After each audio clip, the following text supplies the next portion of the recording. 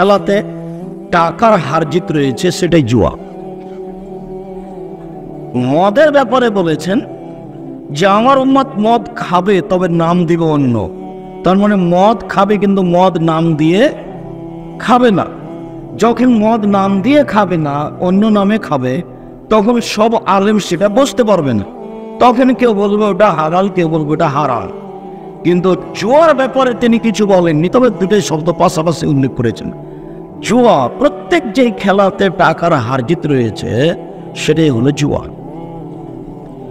বর্তমান পৃথিবীতে এই ফুটবল আন্তর্জাতিক খেলা যেটা চলছে, এটা পৃথিবীতে সবচেয়ে বড় জুয়া যেটা এখন চলছে। এটা যদি জিবরাইল আর মেকাইল দুইজন খেলেন আর কাবা ঘরে খেলেন তবু হারাম। এদিকে একদিকে জিবরাইল আলাইহিস সালাম আর একদিকে মেকাইল দুইজনে খেলছেন। এটা খেলছেন কোথায়? কাবা ঘরে, তবু হারাম। তো এই জুয়া যদি না হারাম হয়, এই খেলা এইটা যদি জুয়া না হয়, তাহলে পৃথিবীতে জুয়া কোনটা? এই খেলার পিছনে কত billion billion crore crore trillion trillion dollar খেলা খরচ আছে তা মানুষ জানে না। এর পিছনে কত পুরুষ নারীর নগ্ন হয়ে নাচছে, হাততালি দিচ্ছে, তার হিসাব মানুষের কাছে নেই। একে হিসাব করে কত মানুষের ভিতরে দ্বন্দ্ব পরস্পর, কেউ তামাশা, হাসি, গরু জবাই, ঘর বাড়ি তৈরি করে দেওয়া, তার কোনো হিসাব না। ওর বাপের টাকা দিয়ে খেলোয়াড়দের ঘর তৈরি করে দিবে, ওর বাপ ভিক্ষা করে টাকা জমা করে রেখেছে। বাদশাহ শাহজাহান বইয়ের কবর তৈরি করেছেন 8 কোটি টাকা দিয়ে, সেই দিন আগ্রার তাজমহলকে বাপের টাকা দিয়ে কবর তৈরি করে রেখেছে। মানুষের বাড়িতে কাজ করে বাপ টাকা জমা করে রেখেছিল, সেটা দিয়ে কবর বানালছে। নিজের যেদিন হবে সেদিন সবাইকে দিতে হবে। এই খেলার সাথে কোটি কোটি মানুষ হাততালি দিচ্ছে খেলার সাথে, এবং কোটি কোটি মানুষের বাড়িতে পতাকা চলছে। আর তুমি যে ব্রাজিল এবং আর্জেন্টিনার পতাকা দিয়েছো বাড়িতে, তুমি কি আসলে জানো যে ওকে? তুমি আসলে জানো? তোমাকে আমি পশু প্রাণী বলি, কিন্তু অনেক সময় আমার অন্তর ধাক্কা খাই। কিন্তু যখন আমি তোমাকে দেখি যে আর্জেন্টিনার পতাকা তোমার বাড়িতে, তখন তুমি যে গরু ছাগল পশু প্রাণী, এটা আমাদের বুঝতে একটুকু ভারী হয় না। আর্জেন্টিনার ব্রাজিল মানে হলো, এ তোমার নবীকে বলেছে ভুয়া নবী। আল্লাহ বলছেন যে লান্তার জাহান কাল ইয়াহুদুন নাসারা, মোহাম্মদ আপনাকে ইহুদি খ্রিস্টান কখনো মানবে না, কোনো দিন মানবে না। আপনি নিজেই ইহুদি হয়ে যান, তাহলে মানবে। আপনি নিজেই বলেন যে আমি খ্রিস্টান, তাহলে মানবে। এটা আল্লাহ বলছেন। তোমাকে যদি পায়ে কাজ লাগে, তোমাদের বাড়িতে ব্রাজিলের পতাকা আছে, তোমার মোটর সাইকেলের সামনে ফেলছে, তোমার সবকিছু এখন ব্রাজিলের পতাকা অনুযায়ী। তোমাকে যদি পায়, ও তো পায়খানা থেকে 2 বালতি পায়খানা তুলে তোমার মাথায় দিয়ে দেবে, দিয়ে বলবে ঠিক করেছি। খুশি তো তোমার, তার খুশির কোনো শেষ থাকবে না। তুমি ওকে চিনো না, ওর নাম ইহুদি, ওর নাম খ্রিস্টান, ওর নাম ইহুদি, ওর নাম খ্রিস্টান। তোমাকে যদি পাই, তাহলে তোমার মুখের উপরে মারবে লাথিয়ে করে, এবারে পা ঢোকে দেবে তোর মুখের ভেতরে।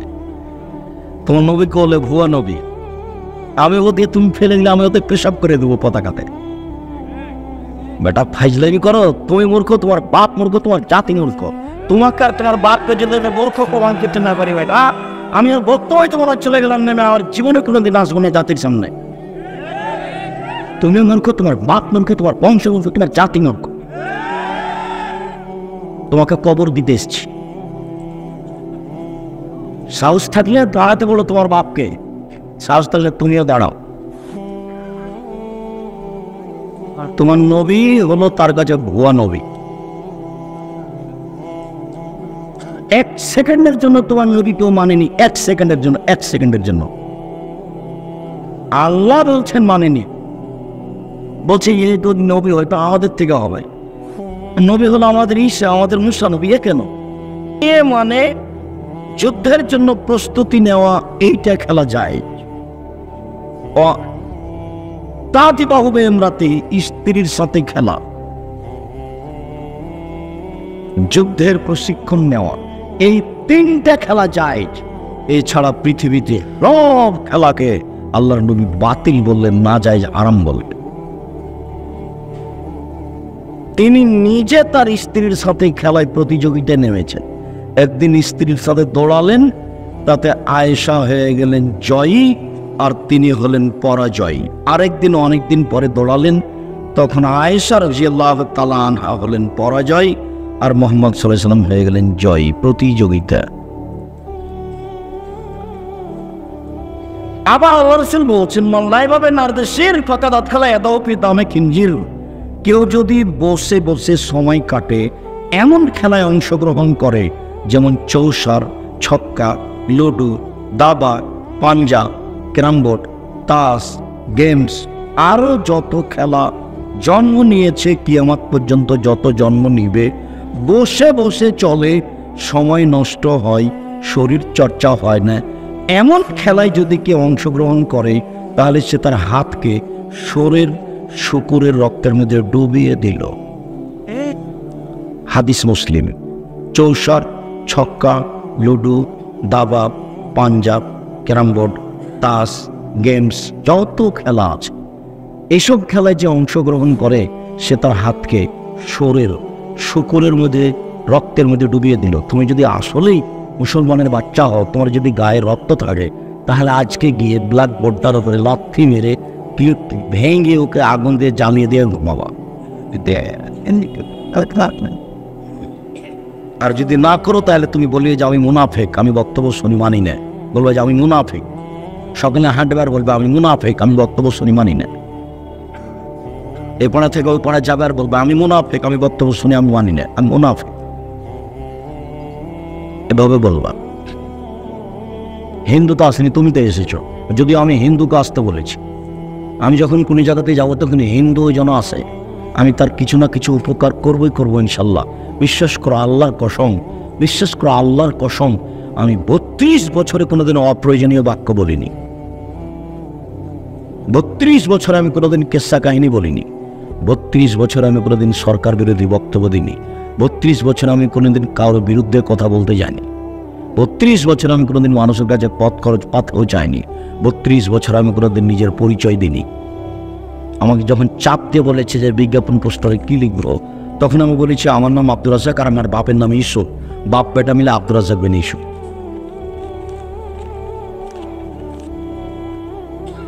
পড়াশোনা আমি জানি কি না তা আমি কোনোদিন পরিচয় দিইনি, দেওয়া লাগে না।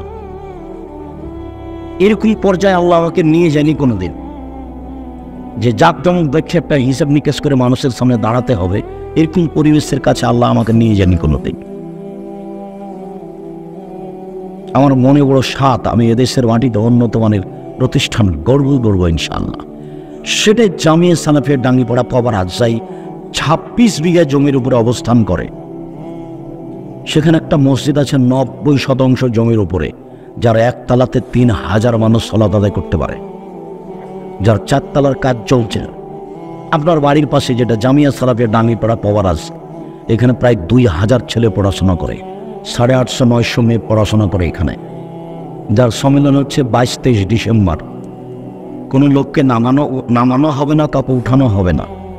শিরক মুক্ত প্রতিষ্ঠান জামিয়া সালাফিয়া, বিদাত মুক্ত প্রতিষ্ঠান জামিয়া সালাফিয়া, দল মুক্ত প্রতিষ্ঠান জামিয়া সালাফিয়া, সংগঠন মুক্ত প্রতিষ্ঠান জামিয়া সালাফিয়া, একমাত্র আল্লাহকে সন্তুষ্ট করার জন্য নিঃস্বার্থপর প্রতিষ্ঠান জামিয়া সালাফিয়া, যেখানে প্রায় 250 জন শিক্ষক শিক্ষিকা আছে সব মিলে, যাদের প্রতি মাসে বেতন লাগে প্রায় 30 লক্ষ।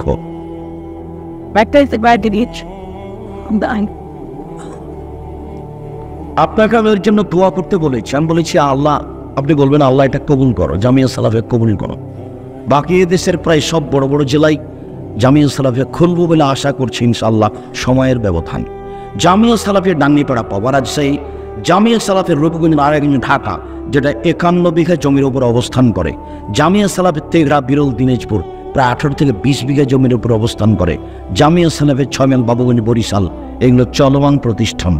আরও ফরিদপুর, নোয়াখালী, বিভিন্ন জেলা, চট্টগ্রাম, এসব ডিস্ট্রিক্টও করবো বলে সময় কাটাচ্ছি ইনশাআল্লাহ। জমিও প্রায় রেডি। আমি আপনার কাছে দোয়ার দরখাস্ত রেখেছি ছেলে মেয়েদের উন্নত মানের শিক্ষা দিয়ে অন্যায়ের বিরুদ্ধে লড়বো, মুখে কলমে মিডিয়ায়। মুখে বলছি, কলমে বই পুস্তক আছে, মাসিক আল ইত্তেসাম পত্রিকা, এই এলাকায় এজেন্টও আছে। মাসিক আল ইত্তেসাম পত্রিকায় 12 জন মুফতি আছে, 50টা প্রশ্নের উত্তর আছে। জীবন বাজি রেখে লক্ষ লক্ষ টাকা খরচ করে সঠিক আকীদা আদর্শের আশায়, জান্নাতের আশায়, জাহান্নাম থেকে বাঁচার আশায় এসব পত্রিকার কাজ করে যাচ্ছে। আপনি যদি অনীহা দেখে চলে যান তাহলে এটা ক্ষতিগ্রস্ত হবে না ইনশাল্লাহ। প্রতি মাসে 30 লক্ষ টাকা বেতন লাগে। প্রত্যেক দিন বিকালে জামিয়া সালাফিয়ায় 20 থেকে 30 থেকে 40 থেকে 50 হাজার টাকা বিল লাগে, লেবার মিস্ত্রি। এমনিতেই চলছে। আপনি দিলেও চলবে, না দিলেও চলবে, কিন্তু আপনি না দিয়ে দুনিয়া থেকে চলে যান, এটা আমি কোনো সময় চাইনি। 10 টাকা আপনি না দিয়ে দুনিয়া থেকে চলে যান, এটা আমি চাইনি। আমি বলেছি, পতিতালয়ের মহিলা যদি কুকুরকে পানি পান করিয়া জান্নাত পেতে পারে, আপনি জামিয়া সালাফিয়া 10 টাকা দান করে জান্নাত পাবেন ইনশাল্লাহ। এটা আমার দৃঢ়তা কাজ করে। বলছিলাম, আবু মুসা আশআরী রাদিয়াল্লাহু তাআলা আনহু বলেন, রাসূল সাল্লাল্লাহু আলাইহি সাল্লাম বলেছেন, লা ইয়াকুনুনা মিন বাদি আকম ইস্তাহিলুনা আল হিরা আল হারিরা আল খামরা আল মাসিফ। অচিরে আমার উম্মত জেনাকে হালাল মনে করবে, অচিরে আমার উম্মত রেশমি কাপড়কে হালাল মনে করবে, অচিরে আমার উম্মত, এখানে মেয়ে আছে, এখানে জামাই আছে,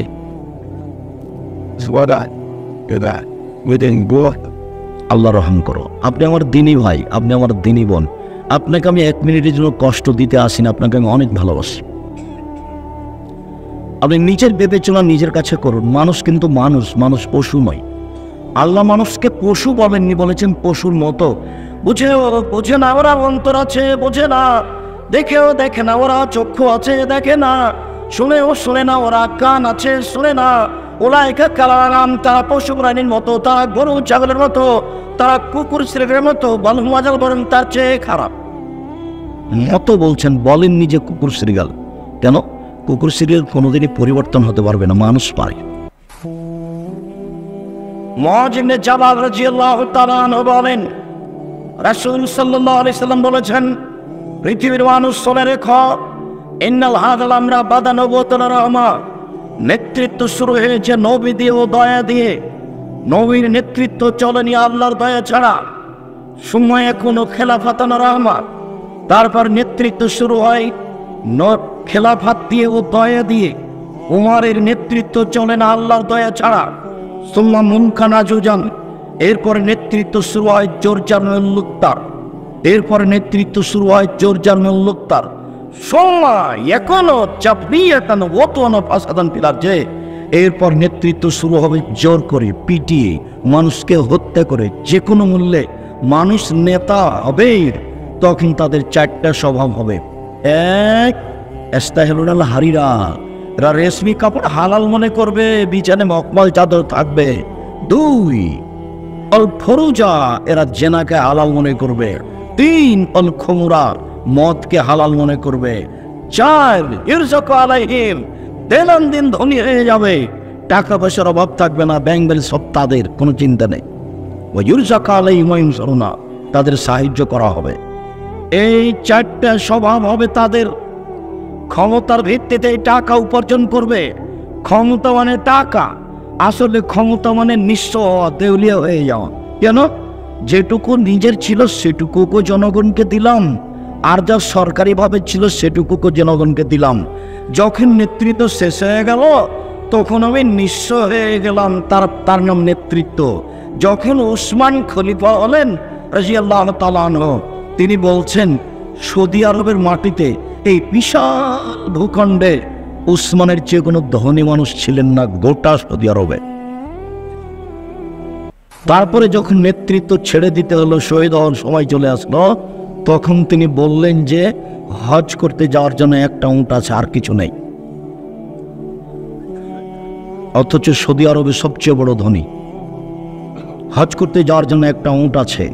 আর এখন যারা নেতা হচ্ছে তাদের দেখবেন গাড়ি বাড়ি ঢাকায় এখন ওরা আছে। আল্লাহ নবী বলছেন, যে জোর করে নেতা হবে তখন 4টা স্বভাব হবে তার। 1, রেশমি কাপড় থাকবে তার। 2, জেনা থাকবে তার। 3, মদ থাকবে তার। 4, টাকা থাকবে তার। 4টা। আবু হুরায়রা রাদিয়াল্লাহু তাআলা আনহু বলেন, রাসূল সাল্লাল্লাহু আলাইহি ওয়াসাল্লাম বলেছেন, ইন্না মিন আশরাতি শাআ, নিশ্চয় কিয়ামতের লক্ষণ, এর ফলে এক, বিদ্যা উঠে যাবে, দুই, ওয়াকসুরাল জাহাল, মূর্খতা বেড়ে যাবে, তিন, ওয়াকসুরা জেনা, জেনা বেশি হয়ে যাবে, চার, ওয়াকতিল্লার রেজাল, পুরুষ কমে যাবে, পাঁচ, ওয়াকসুরা নিসা, মহিলা বেশি হয়ে যাবে, হাত্তা একবারে খামসেনা ইমরাল তাইবুল ওয়াহিদ, একজন পুরুষের অধীনে থাকবে 50 জন নারী। 50 জন, এটা 50 নয়, একজন পুরুষের অধীনে শত হাজারো নারী থাকবে, সব জেনার সম্পর্ক থাকবে।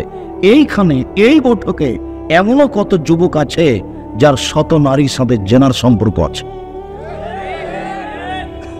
রাসূল সাল্লাল্লাহু আলাইহি সাল্লাম বলেন, আইনানে তাজনানে জেনা ওয়ান নাজর, দুই চোখের জেনা হচ্ছে চোখ দিয়ে দেখা, অলজনানে জেনা ওয়াল ইস্তেমা, দুই কানের জেনা হচ্ছে কান দিয়ে শোনা, অলিয়াত জেনা আল বাৎস, হাতের জেনা হচ্ছে হাত দিয়ে ধরা, আর রিজের জেনা আল মাসে, পায়ের জেনা হচ্ছে পা দিয়ে চলা, জেনাল কাল তাতমানা তাস্তাহি, অন্তরের জেনা হচ্ছে পরিকল্পনা করা, জেনাল লিসানে নুতক, জিহ্বার জেনা হচ্ছে কথা বলা, এগুলি সব জেনা।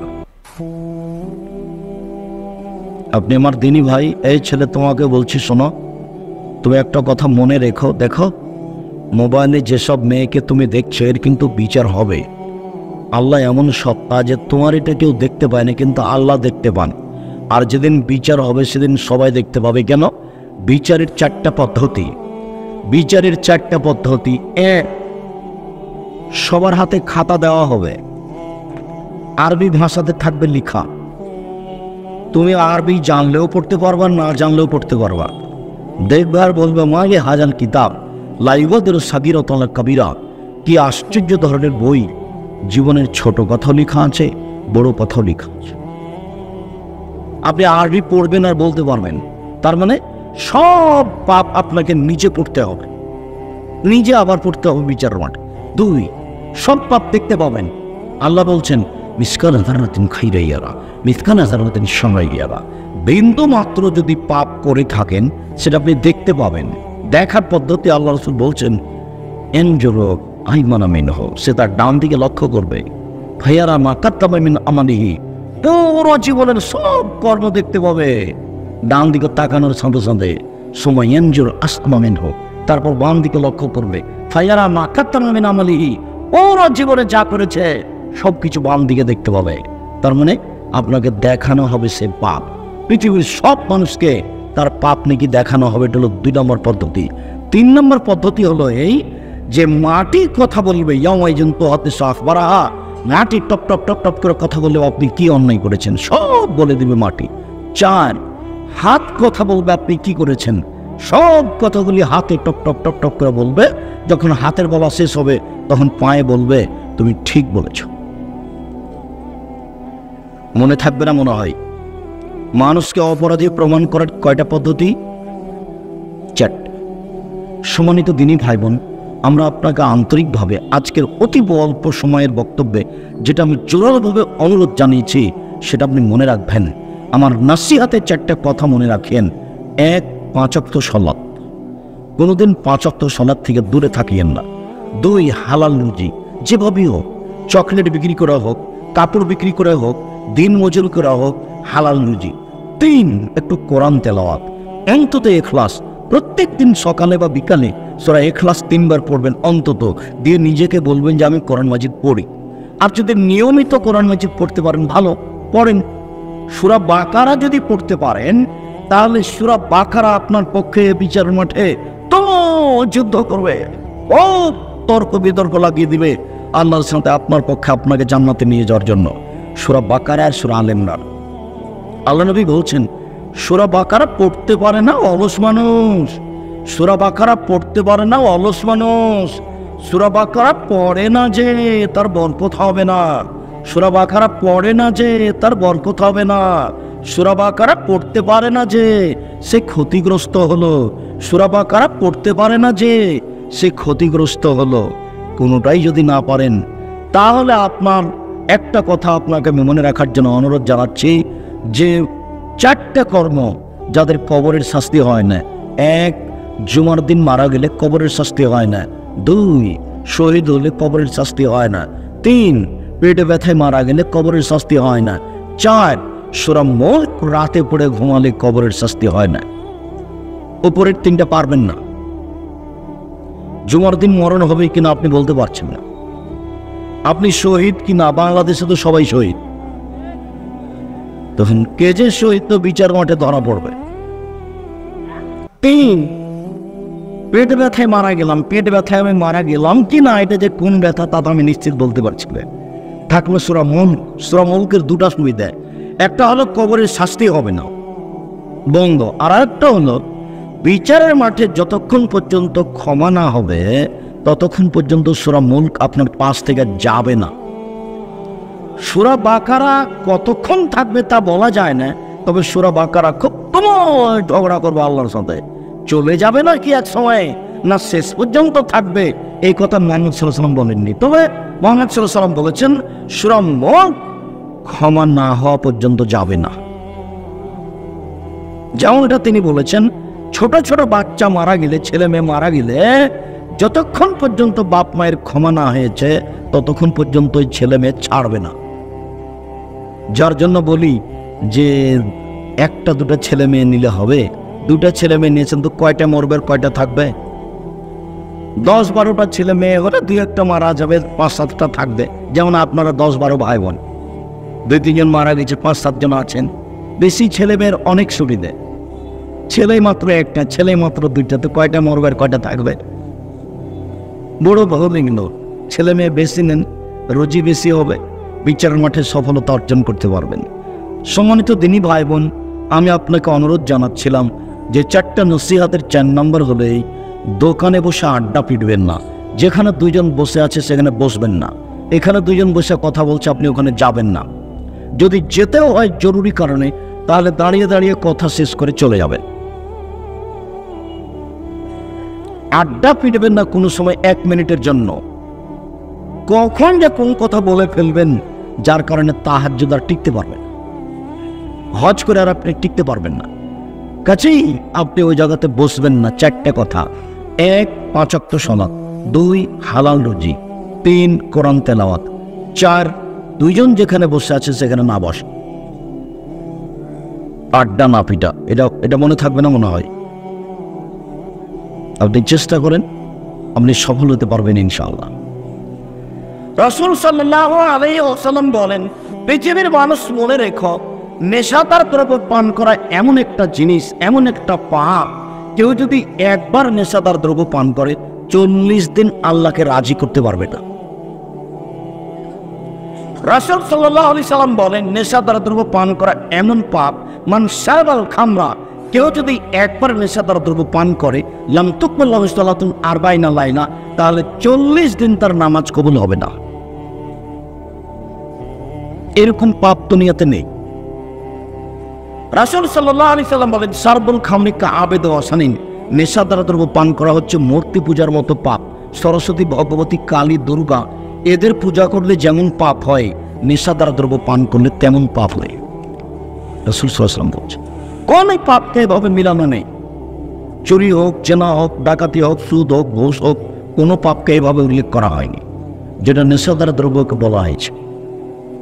রাসূল সাল্লাল্লাহু আলাইহি ওয়াসাল্লাম বলেন, পৃথিবীর মানুষ শুনে রেখো, 3 শ্রেণীর মানুষ জান্নাতে যাবে না। 1, মদমুল খামার, যারা নিয়মিত বিড়ি, তামাক, জর্দা, সিগারেট, কোন নেশাদার দ্রব্য খায়, পান করে, তারা জান্নাতে যাবে না। 2, রাজরাতে মিনান নিসায়, পুরুষের বেশধারী নারী জান্নাতে যাবে না। যারা পুরুষের জুতা শ্রেণী পরে, যারা পুরুষের শার্ট প্যান্ট পরে, যারা পুরুষের পোশাক পরে, যারা গেঞ্জি গায়ে দিয়ে চলে, ওরা জান্নাতে যাবে না। 3, যে তার বাড়িতে বেহায়ার সুযোগ দিয়েছে, ও জান্নাতে যাবে না।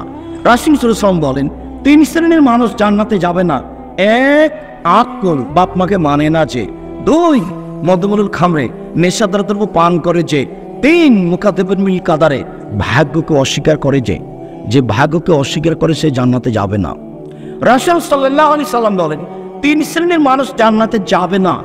1, আকল, বাপ মাকে মানে না যে। 2, মদ খায় যে। 3, মুসাদ্দিকুন বিসসিহরি, জাদুকে বিশ্বাস করে যে। জাদু খেলাও হারাম, জাদু দেখাও হারাম। মোবাইলের অপর নাম জাদু। মোবাইলের অপর নাম কি? জাদু। পেশাব পায়খানা তো মানুষ মোবাইল নিয়ে যায়, পায়খানায় নিয়ে গেছে মোবাইল, আসলে এ জাদু।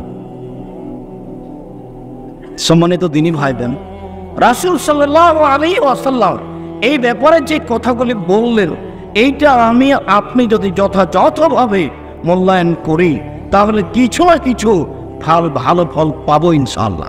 সম্মানিত দিনী ভাই বোন, রাসূল সাল্লাল্লাহু আলাইহি ওয়াসাল্লাম বলেন, পৃথিবীর মানুষ তোমরা তিনটা কাজ করো। এক, আতেমুল জায়া, দুস্থ গরিব ফকির মিসকিনকে খেতে দাও। দুই, উদুল আরিজা, অসুস্থ মানুষকে দেখতে যাও। তিন, ফুকুল আনি, যারা বন্দী আছে জেল হাজতে তাদেরকে মুক্তি করার চেষ্টা করো। বুখারী মুসলিম। অত্র হাদিসের কথা তিনটি আমি আপনাদেরকে জোরালোভাবে মেনে চলার অনুরোধ জানিয়ে কথার শেষের দিকে চলে আসলাম। রাসূল সাল্লাল্লাহু আলাইহি সাল্লাম বলেন, পৃথিবীর মানুষ তোমরা তিনটা কাজ করো। এক, দুস্থ গরিব ফকির মিসকিনকে খেতে দাও। দুই, অসুস্থ মানুষকে দেখতে যাও। তিন, যারা জেল হাজতে বন্দী আছে তাদেরকে বের করার চেষ্টা করো। এটা আল্লাহ রাসূলের আদেশ। সম্মানিত দিনী ভাই বোন, আমি আপনাদেরকে 5 ওয়াক্ত সালাত আদায়ের অনুরোধ জানিয়ে, হালাল হারাম বেঁচে চলার অনুরোধ জানিয়ে, দোকানপাটে আড্ডা না পিটার অনুরোধ জানিয়ে, মানুষের সাথে জোর জুলুম করে জমি দখল না করার, মানুষের সাথে খারাপ আচরণ না করার অনুরোধ জানিয়ে আপাতত আজকের মতো কথা এখানেই শেষ করছি। সবাই উপদেশ বইটা, সবাই উপদেশ তো বই নেবেন। আব্দুল্লাহর মিন্নাতুল বাড়ি এসেছে, আর না হলে যারা এসেছিল চলে গেছে, আপনিও তার মধ্যে এসেছেন চলে গেছেন, হাট বাজার করার কাজ ছিল করেছে। আমি নিজেও বুঝতে পারি না যে এসব জালসা, এসব বক্তব্যের ফলাফল কী হবে।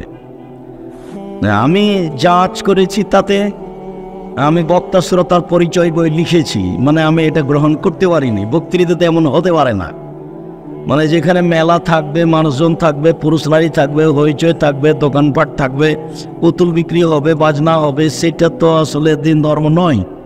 তো এখন কি হতে পারে? আর যারা দিন প্রচারের নামে বক্তা হিসাবে আছে তারাও যে কিভাবে কোরআন হাদিস জানলো, এমনিতেই বিদ্যা লাগে না, বুদ্ধিও লাগে না, থতির জোর থাকলেও বক্তা। কোরআন হাদিস কি আছে জানারও প্রয়োজন নয়, দেখারও প্রয়োজন। এমনিতেই বহুদিন বললাম, আমি বাস্তব দেখে বলছি। আমি 1990 সাল থেকে মাঠে আছি, তাতে আমি এটা দেখেছি যে অন্ধা কো অন্ধা পড়াতা হয়, অন্ধকে অন্ধ পড়াচ্ছে। আমার চোখের সামনে আমি দেখছি 90 সাল থেকে, 32 বছর থেকে দেখছি, 32 বছর থেকে। জাযাকুমুল্লাহ খায়র, আল্লাহ রহম করুক। আমি নিজের বিষয়টি স্পষ্ট নই যে ফলাফল বিচারের মাঠে কি হবে, তবে আমার একটা ভেতরে কাজ করে যে আমি কোনোদিন কেসা কাহিনী বলিনি, আমি কোনোদিন জালজয়ী হাদিস বলিনি, আমি কোনোদিন অপ্রয়োজনীয় কথা বলিনি, আমি কোনোদিন মানুষকে হাসানোর চেষ্টা করিনি। বিষয়ভিত্তিক আলোচনা মানুষের সামনে পেশ করার চেষ্টা করেছি, যার কারণে আমার মাঝে মধ্যে এটাও হয় যে হতে পারে যে মনে হয় শক্তভাবে বিচারের মাঠে মুখোমুখি নাও হতে পারি, হয়তো বা পার হয়ে যেতে পারি, তবে আমি স্পষ্ট নই। না, আমাকে এটা কেমন যেন মনে হয়, আসলে তো এরকম নয়। বহু মহিলা পুরুষ এসেছিল, হাট বাজার করা হয়েছে, চলে গেছে। মেলাতে এসেছিল, কিনে নিয়ে চলে গেছে। হিন্দুদের মেলাতে মানুষ যায়, মুসলমানেরা ওরকমই এটা আমরা এসেছি, হাট বাজার করে চলে গেছে। লজ্জা শরম হয় না যে আজকে হাট বাজার করতে হবে, আজকেই জিলাপি কিনতে হবে, আজকে দোকানে বসে আড্ডা পিটতে হবে, পান খেতে হবে, চা খেতে হবে? তুমি কি নিজেকে মানুষও মনে করে না? তুমি কি গরু ছাগল? গরু ছাগলের বিচার হবে না, তোমার বিচার হবে। তুমি কি মনে করছো আমি পশু প্রাণী, কুকুর শ্রীগাল? জি না, বিচার আপনার হবেই। আপনি যতই নিজেকে কুকুর শ্রীগাল মনে করেন, আপনি গরু ছাগল যতই নিজেকে মনে করেন, আপনার বলে হবে না বিচার। জান্নাতের সব দরজা খুলে দেওয়া হয়েছে, যেটা ইচ্ছা সেটা দিয়ে ঢুকবে। হজ করেছিল, ওটা খাস। সিয়াম পালন করেছিল, এটা খাস। সালাত আদায় করেছিল, ওটা খাস। দান করেছিল, ওটা খাস। এবার রুজু করার পরে যখন এই দোয়া পড়েছে তখন সবটাই খুলে গেছে, কি দিয়ে আপনাকে আমি বুঝাই ওযু কি জিনিস আর দোয়া কি জিনিস? আপনার তো দোয়া মনেই থাকে না, একদিনও মনে থাকে না। ওযু শেষে বলতে হবে আশহাদু আল্লা ইলাহা ইল্লাল্লাহু ওয়াহদাহু লা শারীকা লাহু ওয়া আশহাদু আন্না মুহাম্মাদান আবদুহু ওয়া রাসূলুহু। আল্লাহর নবী বলেছেন, হাদিস বুখারী মুসলিম, সব দরজাগুলি খুলে দেওয়া হয়েছে, যেটা দিয়ে ইচ্ছে ঢোকেন। মহিলাদের ব্যাপারে একটা খাস আছে, এখানে মহিলাও আছে পুরুষও আছে। ওরা দোয়া পড়লে ওরাও যাবে, পুরুষ দোয়া পড়লে পুরুষও যাবে। তো মহিলাদের জন্য একটা পার্সোনাল, ওটা পুরুষের জন্য সুযোগ নেই। সেটা হলো এই, আল্লাহ নবী বলছেন, কোন মহিলা যদি 5 ওয়াক্ত সালাত আদায় করে, 1, রমজান মাসে সিয়াম পালন করে, 2, স্বামীকে মেনে চলে, 3, তিতা লাগলেও মিঠা লাগলেও, 4, যদি জেনায় লিপ্ত না হয়, তাহলে সব দরজা খুলে দেওয়া হয়েছে, যেটা দিয়ে ইচ্ছে যাবে। মহিলাদের জন্য এই সুযোগ আছে, পুরুষের জন্য এটা নয়। পুরুষ এত সহজে জান্নাত পাবে না। 5 ওয়াক্ত সালাত, 2, রমজান মাসের সিয়াম রোজা, 3, স্বামীকে মেনে চলা। প্রতিবাদ না করলেই স্বামীকে মানা যাবে, অভিমান না করলেই স্বামীকে মানা যাবে। অভিমানী নেই। কাপড় মোটা হোক চিকন হোক, কাপড়টা একটু হাত দিয়ে দেখবো না কত সুন্দর, দেখো তো কাপড়টা, আরে তুমি যেটা নিয়েছো সেটা আলহামদুলিল্লাহ, কি দেখবো? তোমার ভালো আমার ভালো, সেটা চিকন হোক আর মোটা হোক তাতে আসে যায় না। তো শয়তান কি এখন ঢুকতে পাবে? হাত দিয়ে দেখবো না, তোমার পছন্দ আমার পছন্দ, আমি তোমাকে দিয়ে দেখি। তুমি যেটা আমার জন্য আনো সেটা আমি আগে কার চোখ দিয়ে দেখি? তোমার চোখ দিয়ে দেখি। আমি আমার চোখে দেখে আপত্তি আনতে রাজি নই। লবণ ভাতে আমার যথেষ্ট, সারাদিন কাজ করবেন দিন মজুর হিসাবে, বিকেলে এসে টাকা দিবেন, আমি ওটা নিয়ে হিসাব করে খাবো। 1 কেজি বেগুন কিনবো, 4টা রান্না করবো, 1টা রেখে দেবো। 5টাই যদি রান্না করে হলো হস্তে নিব। ও সংসার বুঝে না। আল-ইকতিসাদু ফিল নিসফিল মাইশা, মধ্যম পন্থায় খরচ করা অর্ধেক জীবিকা নির্বাহ। মধ্যম পন্থায় খরচ করা অর্ধেক জীবিকা নির্বাহ। হিসাব করেই খরচ করতে হবে। পয়সা উপার্জনের 3টা পথ। 1, দিন মজুরি, রাজশাহী চাঁপাইনবাবগঞ্জের লোক করে। 2, চাকরি, এটাও দিন মজুর। দিন মজুর যারা তারা বিকালে টাকা পায়, আর চাকরি করে যারা তারা মাস গেলে টাকা পায়। দিন মজুর দুজনই। এটা হলো 1, টাকা ইনকামের। 2, জমি চাষ। 3, ব্যবসা। তখন আল্লাহ নবী বলছেন, সত্যবাদী ব্যবসায়ীরা জান্নাতে নবীদের সাথে থাকবেন। আগে কিছু বললেন, আবার বলছেন, ব্যবসাতে অনেক সময় সত্য মিথ্যা চলে আসে, দান করে ওটা পূর্ণ করে দাও। তামাকের ব্যবসা চলবে না। বাইরে থেকে জিনিস আনতে যদি চট্টগ্রামে ঘুষ দেওয়া লাগে, তখন আমি মাজলুম, যে নিচ্ছে ও জালেম, তখন আমি দিব। মূল বস্তু জায়েজ আছে, এই জন্য আমার ব্যবসা জায়েজ। যেখানে যেখানে টাকা লাগছে তখন আমি মাজলুম, যে নিচ্ছে হলো জালেম। আর ব্যবসা দিয়ে নিজের উপকার করতে পারবেন, বাপ মায়ের করতে পারবেন, জাতির উপকার করতে পারবেন। দিন মজুর, সন্ধ্যায় টাকা শেষ হবে। মাসিক বেতন 25 দিনে শেষ হবে, 5 দিন ধার কর্জে চলবে, জীবনে এভাবে পার হয়ে যাবে। ব্যবসা শুরু করবেন চকলেট দিয়ে, তাহলে ঋণ নেওয়া লাগবে না। ধীরে ধীরে 25-30 বছর পরে দেখবেন যে বড় ব্যবসায়ী হয়ে গেছেন। আল্লাহ তুমি আমাদের সৎ পথে চলার থাকার তৌফিক দান করো। তোমার নবী মুহাম্মদ সাল্লাল্লাহু আলাইহি ওয়াসাল্লাম ওযুর যে কথা বলেছে সেই নেকি আমাদের অর্জন করার সুযোগ করে দাও। সম্মানিত দিনী ভাই বোন, এখানে আজান হবে, সালাত হবে। যাওয়ার পূর্বে আমিও আব্দুল্লাহর বক্তব্য শুনতে ভালোবাসি, আব্দুল্লাহর বক্তব্য শুনি, তার বই পুস্তক লেখা দেখি। সবার প্রিয় আপনার ছেলে, আল্লাহ ওইরকমই করুক। আর আছে মিন্নাতুল বারী, বুখারীর ব্যতিক্রম ব্যাখ্যা। সবাই মিন্নাতুল বারী নিয়ে যাবেন।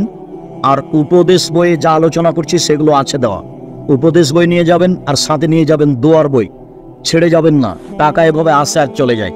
টাকা যদি নাই থাকে তাহলে আল-ইতিসাম পত্রিকা একটা নিয়ে যাবেন। এমনি কেউ যাবেন না, অন্তত 30টা টাকা কারো কাছে নিয়ে একটা ইতিসাম পত্রিকা হাতে নিয়ে যাবেন।